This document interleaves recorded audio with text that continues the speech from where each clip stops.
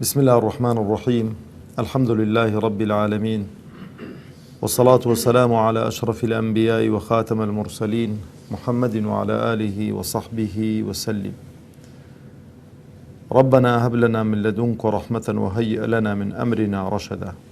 ربنا أرنا الحق حقا وارزقنا اتباعه، وأرنا الباطل باطلا وارزقنا اجتنابه.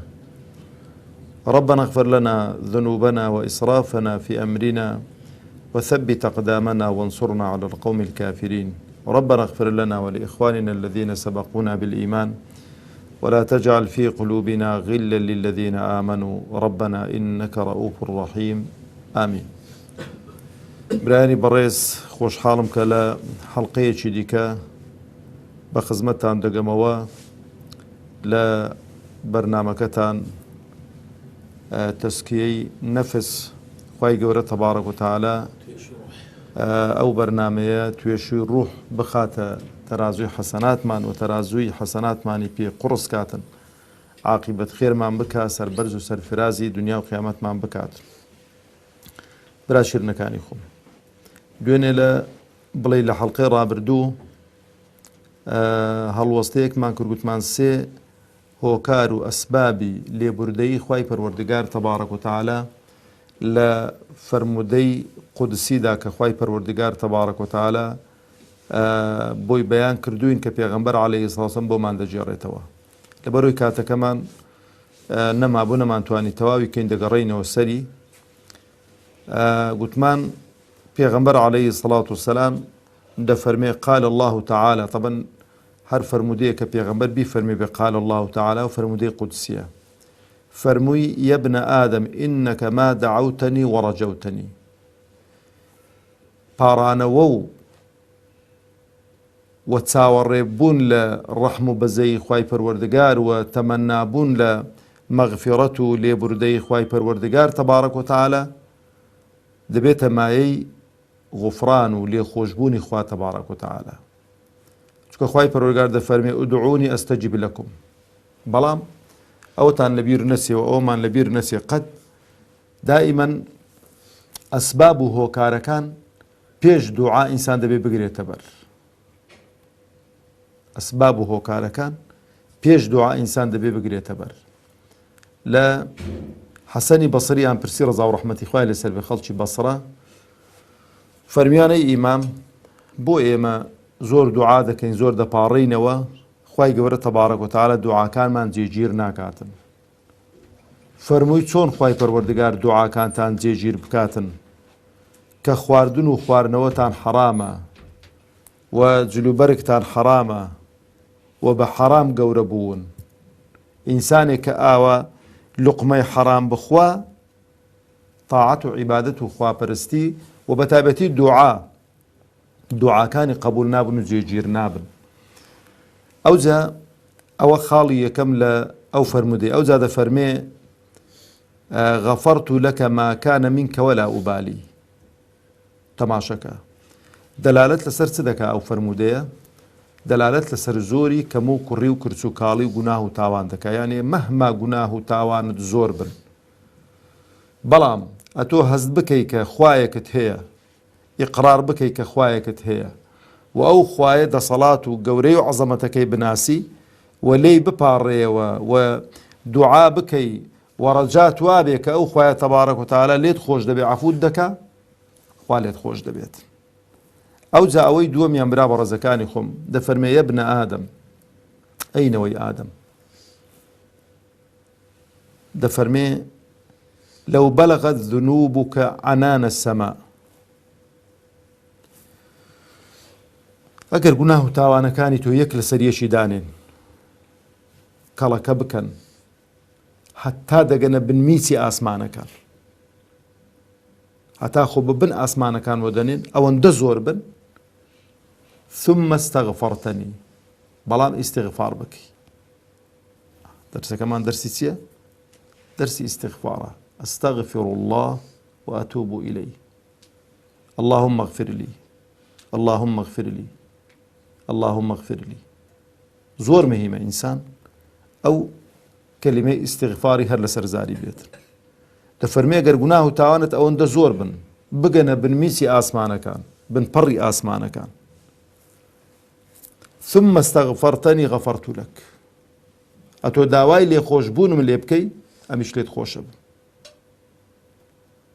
ئەمیش لێت خۆشە بم عەفوت دەکەم ئەوە خاڵی دووەم یەکەمیان چ بوو دوعا دووەمیان چ بوو استغفار سێمیان چییە يا ابن آدم لو أتيتني بقراب الأرض خطايا أجر بقدر زوي بانو بوري زوي زا ما بستي بي قرصاية يان ما بستي بي قوريو برشو بلاوية أجر بقرصاي زوي گوناه و تاوانان بيني لقل خود ثم لقيتني لا تشرك بي شيئا لأتيتك بقرابها يعني بقرابها مغفرة بلان بي شركة بو من بريار ندابي أمش بقدر أوا لخوشبون ومغفرة بيددم وليد خوش دبم إيسي مشيان سيا إنسان شرك بو خواهي پروردگار بڕیار نەدات برا بەڕێزەکانی خۆم لە کۆی ئەو دەرسەی کە خوێنمان لە مەسەلەی ئیستیغفار قەتادە ڕەحمەتی خوای لێ بێ دەفەرمێ إن هذا القرآن يدلكم على دائكم ودوائكم ئەو قورئانە زۆر عەجایبە دەفەرمێ ئەو قورئانە کە مەنهەجی ژیانی ئینسانە دەردەکانتان بۆ نیشان دەکا نەخۆشیەکانتان بۆ نیشان دەکات چارەسەریشتان پێ دەڵێت من گەلێک زاری دیکە نمونەم هێناوەتەوە دەڵێم ئینسان لە کاتی ئیمتیحاندا تەماشا دەکەی زۆر خۆ مەشغوڵ دەکەی زۆر سەرقاڵ دەکەی دەرسی زۆرت دەدەنێ زۆر دەخوێنی بە ئاخری پرسیارێک دێتەوە هەموو سەرت هەمووت لێت تێکەچێت بەس پرسیاری قیامەتی و ئەوەی کە مەربوتە بە دوا ڕۆژ و بە پاداش و سزا هیچ پرسیارێکی شاراوە نین ئەها تەڵەبە چەند دڵخۆش دەبن کە پرسیارەکان ئاشکرا دەبن هەموو شایانە بۆ چکە هەموو کتابەی ناخوێنن پرسیارەکەی دەخوێنی تو ڕزگاری دەبێت بەڵام یەک فەرقیا هەیە وەڵامی پرسیارەکانی دوا ڕۆژ ئەوەی کە پاداش و سزای لەسەر تەڕەتوبە فعلیە عەمەلیە دەبێت بەکردەوە بیکەی ئەوەی کە پاداشە دەبێت بەکردەوە ئەنجامی دەی ئەوەی کە سزا دەبێت ئەو کردەوانە خۆ لێ بگریە و نەیانکەی عەمەلە ئەگەر ئەو کردەوە عەمەلەت جێبەجێ کرد هەمووش دیارە دەڵێ ئاوا بکە ئەوە نەتیجێتی ئاوا بکە ئەوە نەتیجێتی ئاوا بکەی ئاوا دەڕۆی ئاوا بکەی ئاوا دەڕۆی زۆر مهمە ئینسانی ئیماندار هیچ نەمایە کە پێمان ڕانەگەیەندرێت پێغەمبەر عەلەیهی سەڵات وسەلام پێشەوەی کە لە دنیا بچێتە دەر هەر شتێکە قازانجی دنیا و دوا ڕۆژی ئێمەی تێدا بوو پێڕاگەیاندووی و هەر شتێک کە زەرەری دنیا و دوا ڕۆژی ئێمەی تێدا بوو پێغەمبەر عەلەیهی سەڵات وسەلام ئاگاداری کردوونەوە و بەرچاوڕوونی پێداوین ئەوجا دەفەرمێ يدلكم على دائكم ودوائكم فأما داؤكم نەخۆشیەکان یان بەڵاو موسیبەتەکان چنە دەفەرمێ فالذنوب گوناه و تاوان گوناه و تاوان نەخۆشی دڵ و دەرونی ئینسانە گوناه و تاوان نەخۆشی دڵ و دەرونی ئینسانە وأما داؤكم بالاستغفار ئەدی دەواکە چییە وأما دواؤكم بالاستغفار ئەو ئینسانە گەر موفق بوو بۆ ئیستیغفار ئەوە چییە دەرمانی ئەو دەردانەیە کە ئینسان تووشی هاتووە ئیمامی عەلی ڕەحمەتی خوای لێ بێ ئاخر شت لەو بابەی دەفەرمێ ما ألهم الله سبحانه عبدا الاستغفار وهو يريد أن يعذبه وخوای زۆر دێ دڵخۆشکەری ئەو فەرمودەی ئیمامی عەلی ڕەزا و ڕەحمەتی خوای لەسەر بێ دەفەرمێ خوای پەروەردگار زبانی هەر کەسێکی پاراو کرد بە ئیستیغفار و هەر کەسێکی موفق کرد کە زۆر ئیستیغفار بکە ئەوە نیشانەیەوە کە خوای گەورە ناوێ ئەو عەبدەی عەزاب بدات ئەوە خوای گەورە ناوێ ئەو عەبدە عەزاب بدات لەبەرەوە خۆمان لێ ڕابینین بەردەوام ئیستیغفار بکەین و پەشیمان بینەوە بۆ خوا تەبارەک و تەعالە. بینە سەر خاڵی سێم بۆ چارەسەرکردن و سەقڵی دڵەکانمان و وەکو بڵێ دروستکردنی عیش و نۆشێک بۆ دڵ و دەروونەکانمان و دڵەکانمان ئاسوودە بن، دڵەکانمان بەختەوەر بن، دڵەکانمان پاراو بن، دڵەکانمان بەهێز و بە قووەت بن جێی گوناه و تاوان و مەعسیەت و سەرپێچی تێدا نەبیتەوە. خاڵی سێم چێ زۆر دوعاکردنە برا خۆشەویستەکانی خۆ. ئەو شێچێتیکێ لەو دەرمانانە کە دڵ و دەرونی ئینسانی ئیماندار پێی بە قووەت و بەهێز دەبێتن. طبعا دوعا سلاحی هەموو ئیماندارێکە. تەماشەکەن پێغەمبەرمان عەلەیهی سەڵات وسەلام خوای گەورە تەبارەک و تەعالە لە غەزوەی بەدر وعدی پێدا بوو لەو دووشتانەیەکی بە قسمەت کات. نەسی ئایەت جبریل عەلەیهی سەڵات وسەلام ناردی خوارەوە وإذ يعدكم الله إحدى الطائفتين أنها لكم. وعدی خوای پەروەردگارە لەو دوو طائفەی ئیمما نەسر سەرکەوتن بەسەر کافراندا، ئیمما دەستگرتن بەسەر قافڵەی قوڕەیشەکاندا کە موسڵمانانیاندا شاربەدەر کردبوون لە مەککەی هەرچی ماڵ و سەرۆت و سامانی هەیان بوو هەمیان دەست بەسەرداگرتبوو. خوای گەورەش دەفەرمێ فەمەن اعتدى عليكم فاعتدوا عليه بمثل ما اعتدى عليكم. کابرایەک ماڵ و سەرۆت و سامانت داگیر دەکا بۆ تێ دەستی بەسەر ماڵ و سەرۆت و سامانی داگیر بکەیەوە. کابرایەک دەوێت دەتکوژی بۆ تێ دیفاع لە خۆت بکەی و بیکوژیەوە. بەڵام ئەو ڕۆکە بەداخۆ چونکە موسڵمانان لاواز و زەعیفن وایان لێ کردوونەگە پیستیشت لەسەر قالبی بکەنەوە نابی بڵێ ئۆف. ئەگە بڵێ ئۆف ئەڵێن کابرایەکی ئیرهابیە.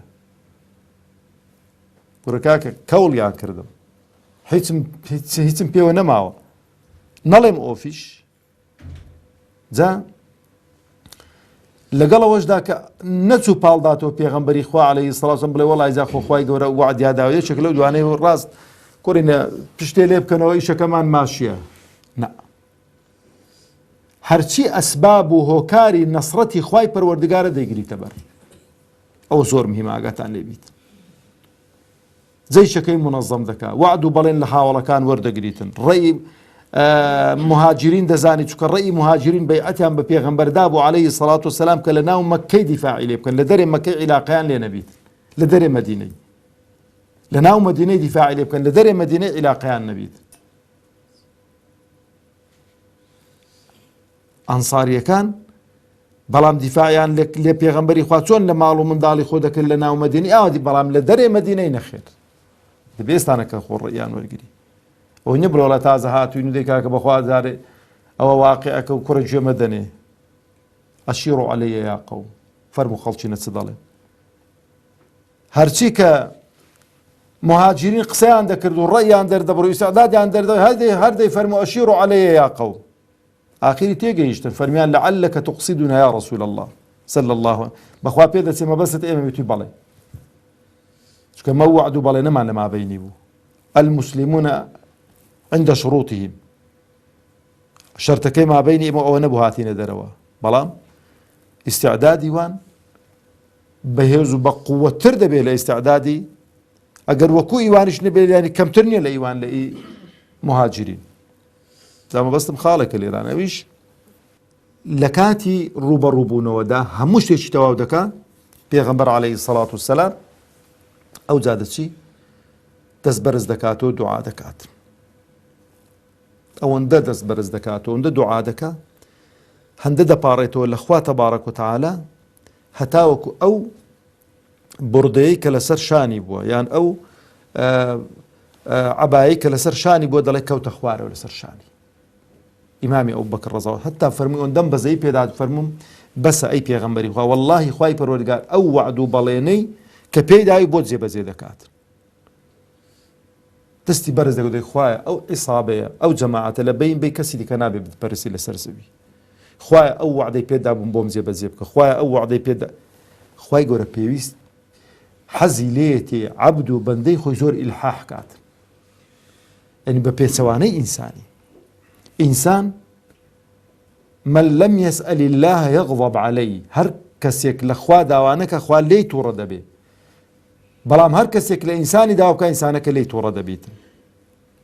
وەرە 4 جار 5 جار داواکاریەکەی خۆت دووبارەکەەوە لە بابی خۆت، لە برای خۆت، لە بەرپرسی خۆت لێت تووڕە دەبیتن. بەس خوای گەورە پێی خۆشە زۆری گوێ لە دەنجی عەبد و بەندەی خۆی بیکە لی دەپاڕێتەوە. لە بەرۆژ پێغەمبەر دەفەرمێ عەلەیهی سەڵات وسەلام لە دوعاکردندا 3 جاران دووبارەی کەنەوە.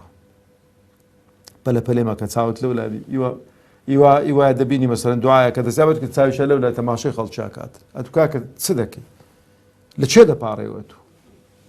چ دەڵێی جارێ؟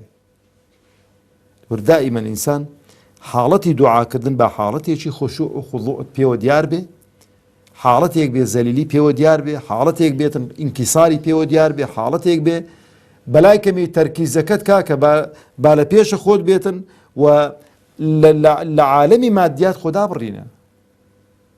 بزانە لە چێ دەپاڕێەوە، بزانە ئەو هێز و زات و ئەو قووەتە چیەکەت و مناجاتی دەکەی. زۆر مهمە ئەوە. لە بەرۆژ خوای پەروەردگار تەبارەک و تەعالا دەفەرمێ وقال ربكم و پێغەمبەر عەلەیهی سەڵات وسەلام کە خوای بەرۆ ئەو ئاەتەی بۆ ناردووە بێ مەڕادەگەێنی دەڵێ خوای پەروەردگاری ئێوە فەرمووی چی فەرموو؟ ئودعونی دوعا بکەن لە برم بپاڕێنەوە. ئەدی لە مقابل هەر ئەوەندە نەوەڵە ئەستەجیب لەکم. لە بەرۆ پێغەمبەرە فەرمێ عەلەیهی سەڵات وسەلام دوعاکردن لە 3 حاڵەتان بەدەر نییە. یعنی دوعا کە دوعا دەکە ئینسانی ئیماندار مستەحیلە ئەو دوعایە بەلاش ناڕوات.